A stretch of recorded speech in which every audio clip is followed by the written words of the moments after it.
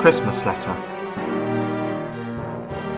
Based on the railway series by the Reverend Wilbert Awdry, the TV series episode Thomas, Percy and the Post Train by Brittlecroft and David Mitton, and the magazine stories The Post Train and After the Last Train by Andrew Brenner.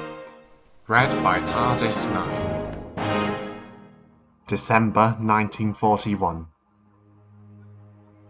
Christmas was anything but quiet. The war raged on overseas, and every goods train was fuller than ever with supplies bound for the armed forces. These trains were given top priority over even express trains, and ran like clockwork. In addition, every passenger train was full of people rushing to do their Christmas shopping or return to their loved ones. The loads became so great that other engines from other regions were drafted in to help with the war effort. They had to take great care in doing their work. They knew full well that they, along with the dockyards, goods yards and cities, were prime targets for the enemy. In addition, while it was not a key military location or the site of ammunition factories, Sodor was a stronghold in the production of military clothing and food. The produce delivered by goods trains, including the Flying Kipper, was more often than not sent straight to the front lines overseas, leaving mere scraps for rationing. Sodor was therefore a potential target for Nazi Germany. All the engines preferred the regular goods and passenger trains in contrast to the munitions, troop, ambulance, evacuation and post trains, even James. One wrong move with the munitions and the engines knew they would be in great danger. One look at the troops and they could guess the fates of these soldiers, many of them boys. One sight of the injuries or mental condition of the wounded, and they knew it would be an eternity for these people to recover. One single mail sack in the van, or one envelope aboard the train marked with military insignia, and they knew that some poor soul would be receiving news that a beloved spouse, friend or family member had been killed or was missing in the conflict.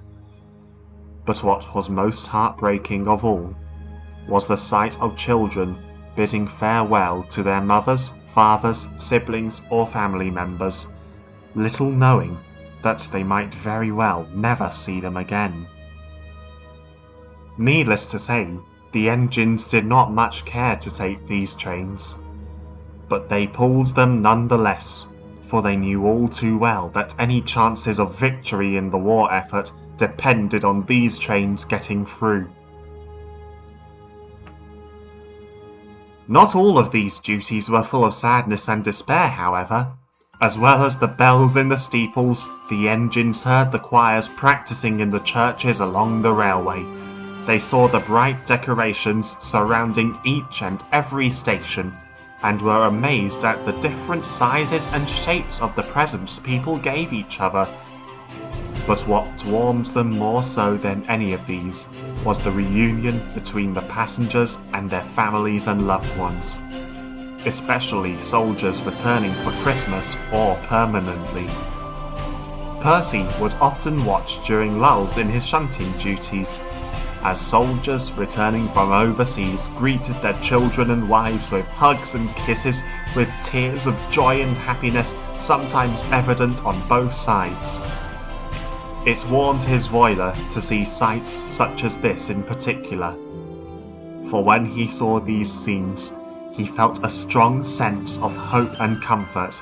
Hope that there would be an end to this conflict, and comfort that, even in a time of tragedy and death, there was still room for joy and happiness in the lives of so many across the world.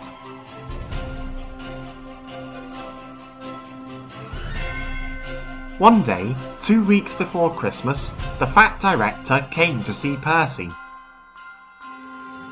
"Your work in the yard has been good," he said, "but I shall need you to take on some additional duties for the time being. Unfortunately, so great is the demand for post at this time that the roads are unable to handle it by themselves, and so the post office has requested additional engines to help deliver the mail. The bigger engines can handle the mainline runs, but Thomas is too busy on the Ffarquhar branch line to be able to spend much time for it himself. I hope I can rely on you to take up this task." "Oh yes, sir, you can, sir," peeped Percy cheerfully.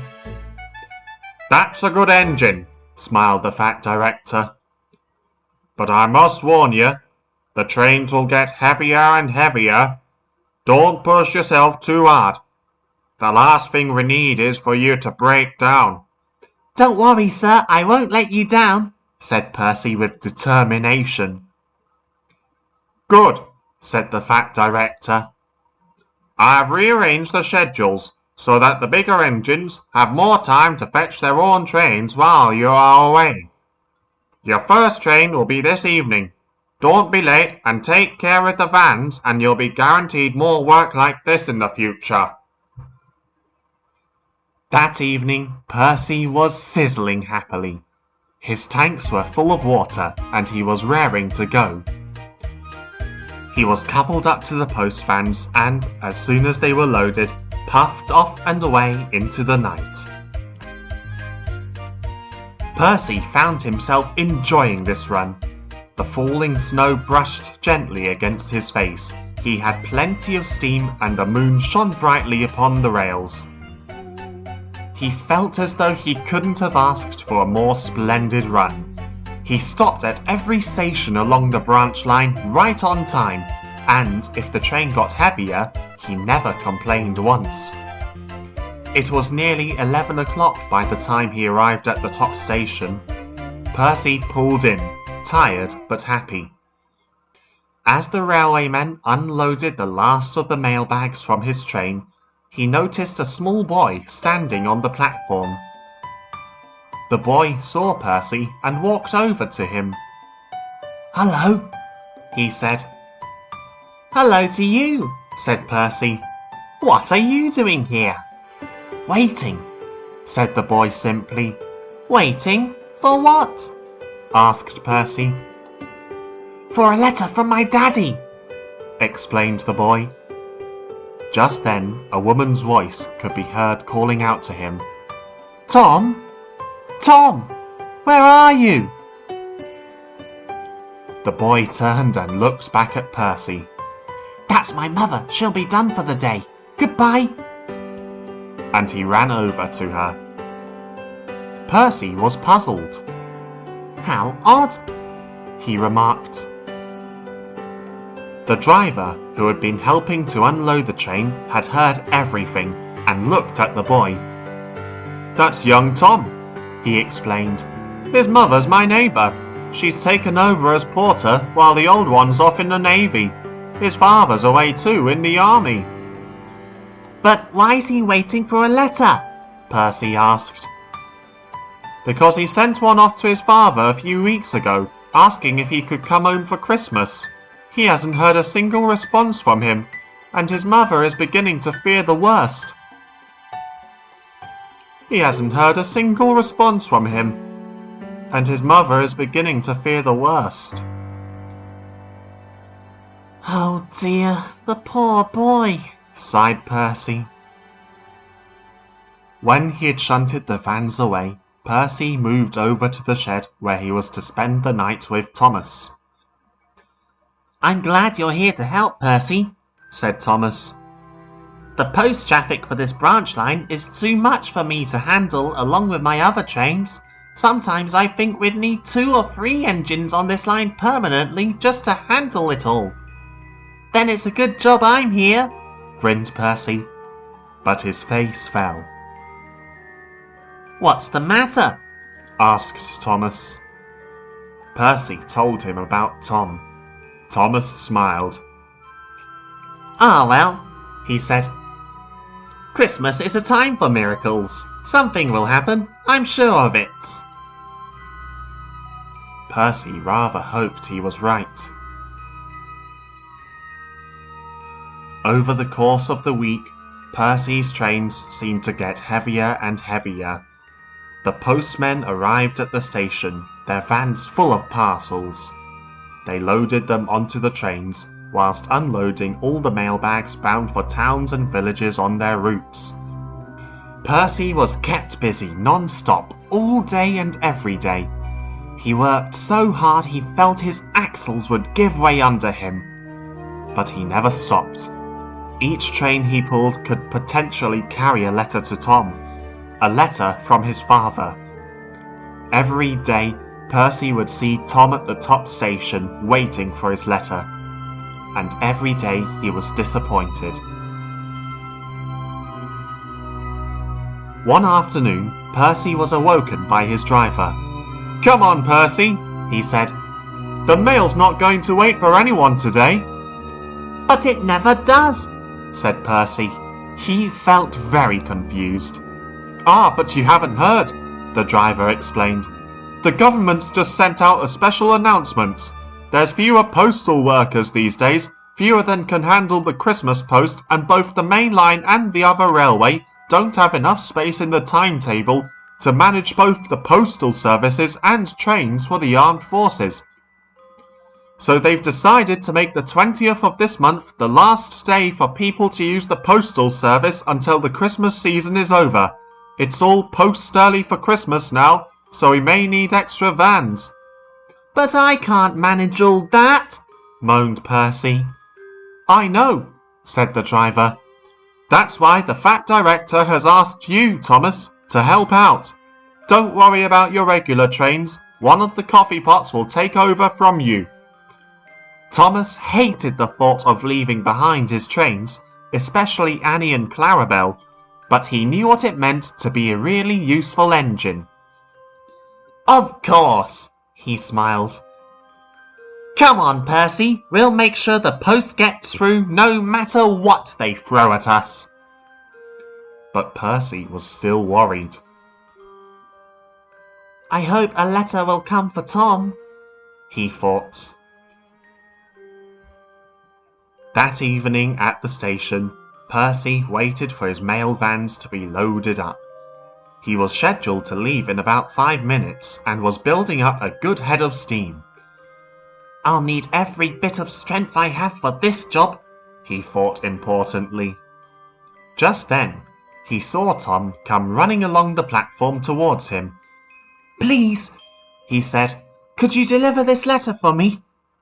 It was addressed to his father, who was, he explained, stationed in a trench outside a village in France. "As he hasn't replied to my other letter, I thought I'd try and send him another one myself." "Of course," replied Percy. "There's a sorting office in Tidmouth. That's on my route. I'll get it there as fast as I can." Quickly, Tom gave his letter to the driver, who placed it carefully into one of the mailbags and banged the van's door shut. The guard blew his whistle and shone his green lamp. Percy gave a peep on his whistle and puffed away. "Don't worry, Tom," he said. "I'll make sure it gets to him safe and sound." And with that, he disappeared into the night. With lamps shining brightly and his fire glowing fiercely, Percy forged bravely on.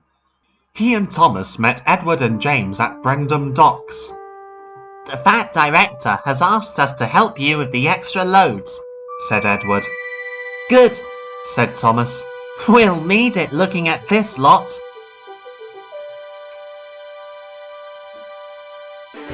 As soon as their vans were loaded, the 4 engines went on their way. They puffed silently through the snow-covered countryside, passing Henry on the flying kipper. They whistled to each other whenever they went by, pulling hard on their heavy loads. It was lucky there weren't any air raids that night, or the delays would have made their journeys almost impossible. The moon shone through the thick clouds that covered the sky, and they couldn't even see the stars. But regardless of this, lamps along the track brightened their way. Percy arrived at Tidmouth right on time and made his deliveries there. He watched as the mailbags were escorted into the sorting office and the road vans drove away with them. Please deliver Tom's letter, he thought wishfully. Just then a whistle blew, and Percy knew it was time for him to go back to work. He never stopped until the morning sun arose gently over the horizon. When Percy arrived back at Ffarquhar, he was very tired. He unloaded the last of his mailbags onto the platform and looked up to see Tom on his way to school. Tom made his way onto the platform and ran up to him. Did you deliver it? He asked. Yes, I did, said Percy. Good, thank you, smiled Tom. Did he write back? Not yet, replied Percy. The post needs to be sorted first, and then it'll be a good while or so before it reaches him in France. Oh, said Tom. He looked down at his feet, disappointed. But then he cheered up. Perhaps he'll write back later, or tomorrow. Percy was about to explain that it was unlikely the letter would get back to him so soon as that, and that it would more likely arrive next week. But Tom looked so hopeful that he didn't have the heart to do so. Anyway, Tom ran off to school before he had the chance to reply. Feeling sleepy, Percy shunted the mail vans into a siding before he made his way into the shed and fell fast asleep. The next few days followed a similar fashion. Every day, Thomas and Percy would take charge of the post trains, aided by some of the big engines. Whenever Percy stopped at Ffarquhar, either late at night or early in the morning, he would sometimes see Tom waiting eagerly for him on the platform. Each time, Tom would ask if there were any letters from his father, and each time there weren't. He would turn away, disappointed, but nonetheless hopeful. Eventually, the night of the 20th of December arrived. Percy was collecting the post at Vicarstown when a postman handed his driver a letter. See this gets to the porter at Ffarquhar, please. It's for her and my nephew Tom, he said. Percy's driver looked grimly at it. The envelope had a military insignia on its front and a seal on its back. Of course, he said gravely. Percy gulped. He didn't know what exactly the letter contained, but he knew it wouldn't be pleasant. And he was right. When he got to Ffarquhar, Percy found the porter waiting for them on the platform. She helped the men unload the mailbags before she set off for home. The driver asked her where Tom was. He's singing in the church choir this evening and has been asked to attend a rehearsal, she told him. I see, said the driver. Better tell him this tomorrow. Give him one last moment of happiness, eh? Whatever do you mean? Asked the porter. Reluctantly, the driver pulled the letter out from his overalls waist pocket. You might want to read this, he said. Slowly, the porter took it from him. She opened the letter. She didn't say anything for a few moments as she read through it. Then she looked up at them. A small tear rolled down her eye.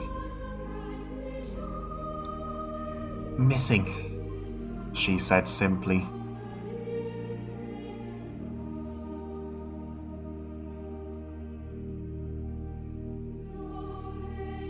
All was silent. Percy didn't know what to say. Quietly, he shunted the mail vans away and was parked in the shed. Try as he might, he couldn't stop thinking about Tom. He heard the choir singing in the distance. He recognized the tune as "O Holy Night." Percy listened. A tear fell from his eye. He thought of Tom and how heartbroken he would be in the morning.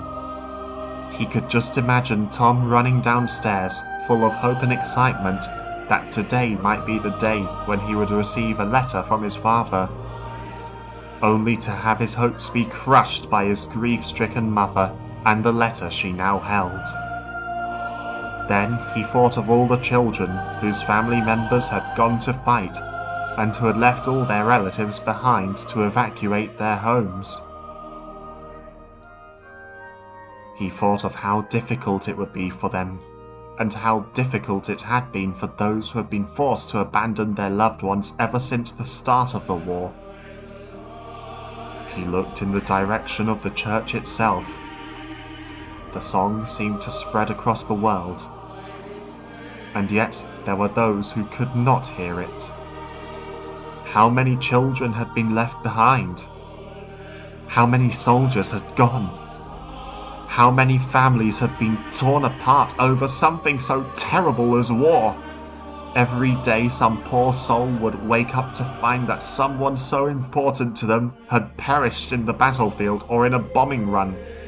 And every year for the rest of their lives, they would face Christmas without them. They would feel no joy nor happiness anymore. They would feel no joy nor happiness, simply because they could never see their relatives again. With these thoughts, Percy fell miserably to sleep.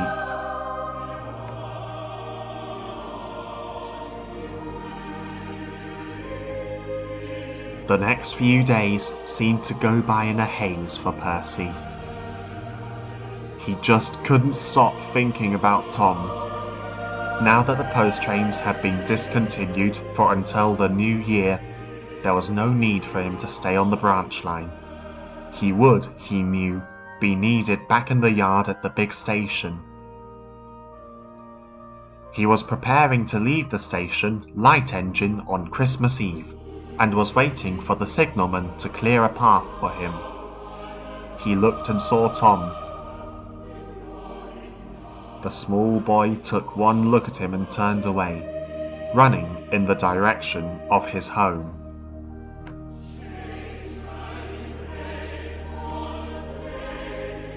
His mother saw this. "It's nothing personal," she said. "He's been that way since, you know. He was looking forward to it, you see. Hoped his father would come home for Christmas. But, well..." Her voice began to quiver a little. "You know how it is," she said. She looked up at him. She tried to smile, but the tears on her cheeks betrayed her true feelings. "Merry Christmas, Percy," she said. "Merry Christmas, Mom," Percy said. But his heart wasn't in it. As soon as the signal showed clear, he puffed slowly home. Percy puffed gently down the line. He saw Mrs. Kindly and her children greeting her husband on the doorstep. They smiled and waved at him as he passed. Percy whistled at them and tried to smile too, but couldn't. He didn't feel he had anything to smile about. He soon arrived at Elsbridge. The signal was set against him to make way for Gordon's express. Time passed slowly that day. Gordon rocketed by with the express and was gone. But, just as it seemed safe to proceed, and the signalman was about to pull the lever, the worst happened. Low and growling it came. It seemed to buzz in the air. Percy looked up to see a squadron of Allied aircraft flying overhead. He thought nothing of it at first. He had seen them several times. But what made him stop and think again was the fact that this time, instead of heading out to sea, they were now flying along the coast. And then, just as Percy realized what was happening, a loud wailing noise could be heard. Almost immediately, his crew jumped from his cab. There was no time for them to run to the nearest bomb shelter, so they hid underneath him. Percy closed his eyes tight, waiting for the end. In the distance, he could faintly hear gunfire and the sound of explosions.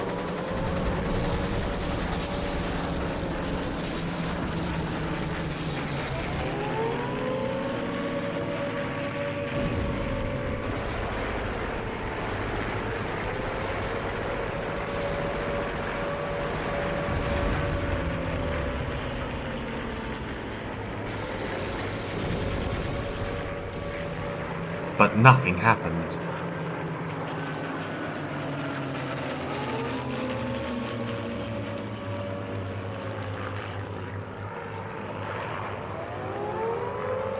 Slowly, carefully, Percy opened his eyes. He was still standing on the rails, and the harbour at Elsbridge was practically undamaged. Eventually, the air raid sirens changed. Gone was the warning siren. In its place now was the all-clear siren. Slowly, carefully, everyone around him suddenly re-emerged from their shelters. The driver and fireman climbed back into his cab, built up his fire, and waited for the signalman to allow them to proceed. They waited and waited. But still the signal stayed against them. The station master ran up to them. "Brendan's been hit!" he exclaimed. "Our aircraft and navy have fought them off, but it's a mess! The Fat Director wants you to go and help clean everything up." "How bad is the damage?" asked the driver. 4 warehouses and 3 office buildings have been destroyed, and a 4th office building is on fire. The reports estimate about 250 people to have died in the attack so far, and hundreds more are badly injured. Trust Jerry to go after boatloads of injured soldiers too, the station master spat. Percy was silent. He waited until the line was clear, and then he quickly shunted back as fast as he could to Brendam Docks. The dockside was in a terrible mess when he arrived. The fire brigade tackled the blaze coming from a building as he passed by, but it was looking as though the building was lost. Edward had brought the breakdown gang, and they were busy tidying up the mess. Rubble and twisted metal lay all around them. Some trucks and coaches were unhurt, and some had been derailed but were still in a usable condition. So, once they were put back on the line, Percy used these to clear away the wreckage and help the survivors leave the area.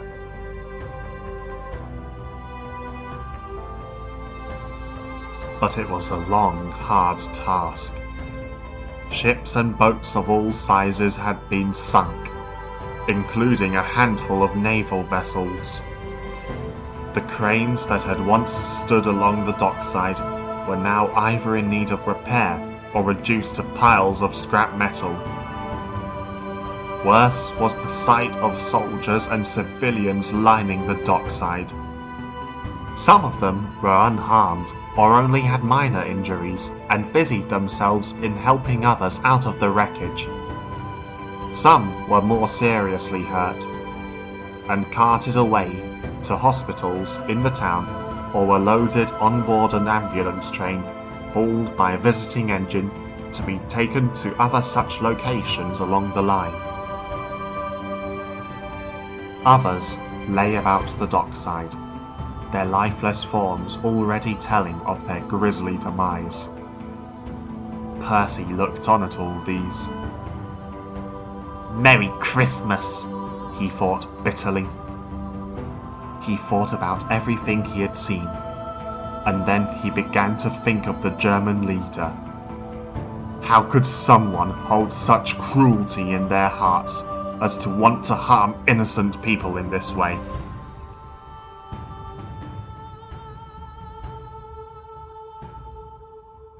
It was evening by the time Percy collected his last train of wreckage.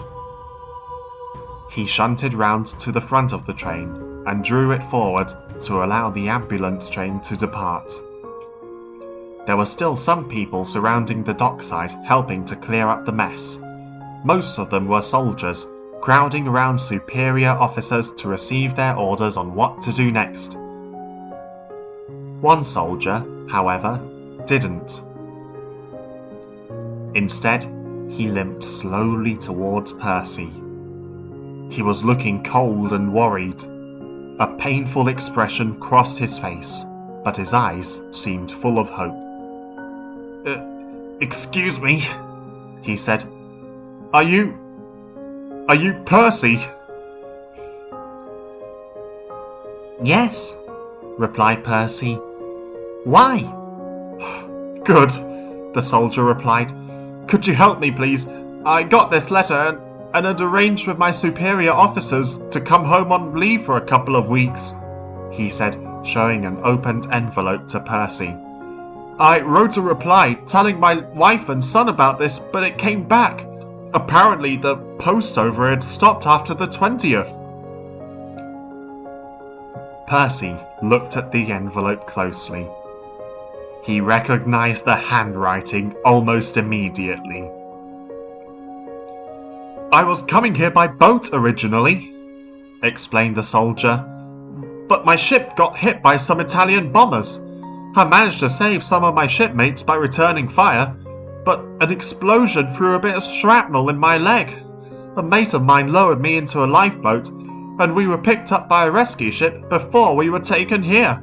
They healed me up good and proper on that ship, well, almost, but their communication equipment had been damaged in a storm and they couldn't inform our superior officers about what had happened to us. Oh, sorry I didn't come to you sooner. I had to first report to them when I got here. Then, when the air raid came, I couldn't just stand there and let others suffer. It didn't seem right. It looks like this is your last train, though.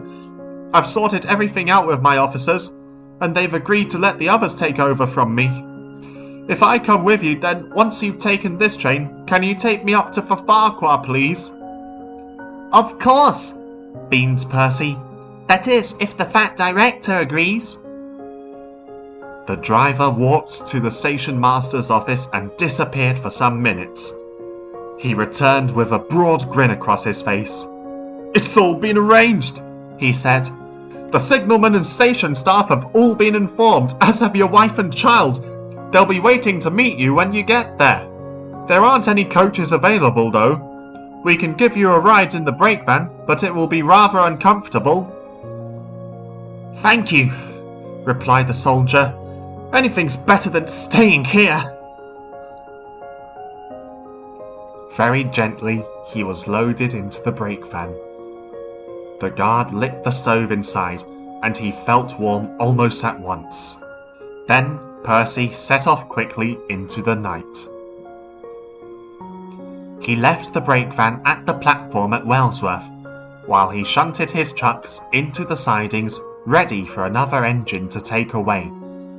Then he ran around to the front of it and gently buffered up. As his driver coupled him to the brake van, his fireman changed his head code. We're a special this time, he grinned. As soon as the signal showed clear, Percy started off. Come on, come on, come on, come on, come on, come on, he puffed to the brake van. All right, I'll come. All right, I'll come. groaned the brake van. Bridges and stations flashed by as Percy roared through the still night air. Most of the inhabitants of the towns and villages were fast asleep. Those who were still out, however, ran to the line side and waved to him as he passed by. But he didn't pay any attention to them. He was still thinking about his precious passenger. He ran around the brake van at Elsbridge and quickly raced up the branch line as fast as his wheels could carry him. He never stopped until he reached Ffarquhar. 2 people stood waiting on the platform. Percy let off steam as he came to a halt. The soldier cautiously stepped onto the platform. He could see 2 figures through the steam. He slowly walked towards them and knelt down as the smallest figure ran towards him. Hugging his son tightly, he looked up at his wife. Once his son let go of him, he went towards her and kissed her. Then, smiling for the first time in several days, Tom, his mother, and his father gathered around Percy. "You did it!" cheered Tom. "You brought my daddy home!" "Thank you," said the porter. "This means so much to us. I'll tell the fat director tomorrow." "Thank you, Percy," the soldier smiled. "You truly are a really useful engine." Percy felt so proud that his boiler bubbled with joy. "Thank you, sir," he said. "But I'm afraid I have to go now. I'm needed back at Knapford. Before I leave, though, I was just wondering, what is your name?" "It's Archibald," the soldier replied. "Archibald Tipper."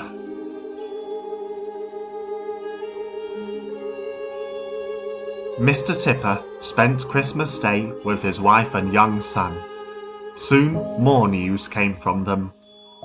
Because of his injury, Mr. Tipper could no longer fight in the war, and so was discharged with honours from the army. He was awarded with the Golden Cross Medal for exceptional bravery in protecting his comrades aboard the ship, and took up a new job as a postman, while his wife stayed on as porter. He stayed in his job for many years and would often have a cheery word for Percy whenever they met. Eventually, he retired, and his son, now fully grown, took over from him. Tom would always visit the engines, whether on or off his rounds, but Percy would always be his favourite. He would often spend time helping to load the mailbags onto the trains too, and the engines agreed they never knew a happier man. But Percy knew. Somehow, that one Christmas reminded him of something. No matter how bad things may look, there is always some form of hope, even in the most darkest of days. Needless to say, no one would ever forget that Christmas so long ago back in 1941. Least of all, Percy the Small Engine and his friend, Tom Tipper the Postman.